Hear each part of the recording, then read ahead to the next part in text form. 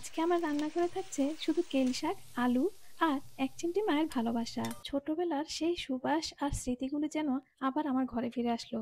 চলুন তাহলে দেখা যাক রেসিপিটি। বিসমিল্লাহ। প্রথমে আমি শাকগুলিকে ভালো করে ধুয়ে কুচি কুচি করে কেটে নিয়েছি। তারপর কড়াইয়ে তেলটা হালকা গরম করে নিলাম। দিলাম রসুন কুচি আর পেঁয়াজ, আর সাথে দিলাম ১ চা চামচ লবণ। লবণটা দেওয়ার পর পেঁয়াজগুলি যেন খুশিতে নেচে নেচে সোনালি হয়ে গেল। এবার দিয়ে দিব চৌকোনা করে কেটে রাখা আলু।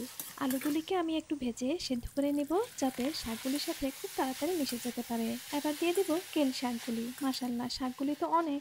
একটু নাড়তে নাড়তেই সবাই এক হয়ে গেল, আর আলুগুলিও সিদ্ধ হয়ে শাকের সাথে একদম মিশে গেল। তারপর দিয়ে দিলাম কয়েক ফালি কাঁচামরিচ। মাকে দেখতাম সবসময় শাকের সাথে কাঁচামরিচ দিত।